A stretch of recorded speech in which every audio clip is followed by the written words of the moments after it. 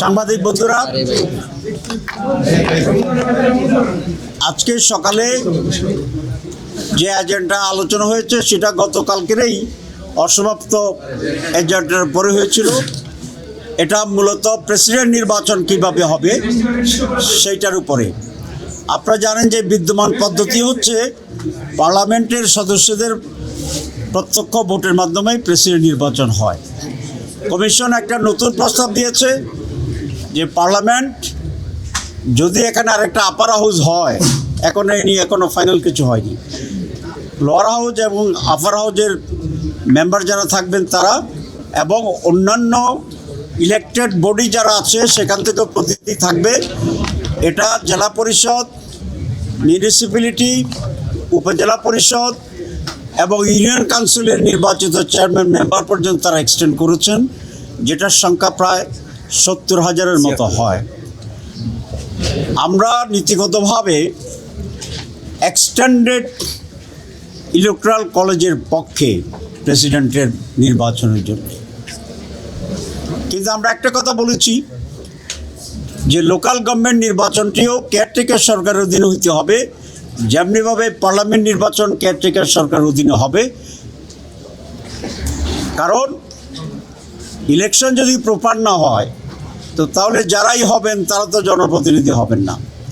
সেই জন্য কেয়ারটেকার সরকার অধীনে পার্লামেন্ট এখন লোকাল গভর্নমেন্টের নির্বাচনে জনগণের প্রতিনিধিত্বমূলক যে সদস্যরা থাকবেন তাদেরকে নিয়ে এক্সটেন্ডেড ইলেকট্রাল কলেজ হবে for the election of the president of this country. এটা আমরা নীতিগতভাবে একমত হয়েছি। তবে 2/3-এর চেয়ে বেশি লোকেই এই মতের সাথে একমত আছে। ফাইনাল কনক্লুশন হয়নি।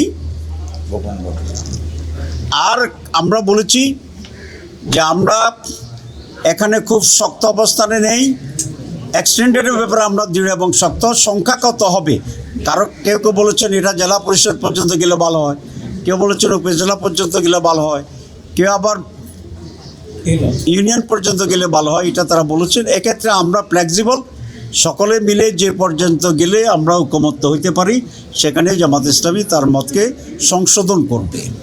আমরা এখানে অত্যন্ত ফ্লেক্সিবল। আর একটা বিষয়ে প্রায় সকলেই আমরা একমত হয়েছি যে ইলেকশনটা হবে গোপন ব্যালটে। এটা একটি দলের পক্ষ থেকে প্রস্তাব করেছিল, প্রায় সকলে একমত হয়েছে এবং বাংলাদেশ জামাত ইসলামী এটা অত্যন্ত আনন্দ এবং উৎসাহের সাথে একমত হয়েছে। তো দুইটা কেন বললাম শব্দ, যে বাংলাদেশ জামাত ইসলামী তার শুরু থেকেই আমাদের অভ্যন্তরীণ সকল নির্বাচন গোপন ব্যালটে অনুষ্ঠিত হয়। সুতরাং পূর্ব থেকে প্র্যাকটিস করা এই নিয়মটি বাংলাদেশের রাষ্ট্রীয় পর্যায়ের যে কোনো জায়গায় যদি ইমপ্লিমেন্ট হয় ভোটের জন্য ভালো, আমাদের জন্য এটা আনন্দের বিষয়।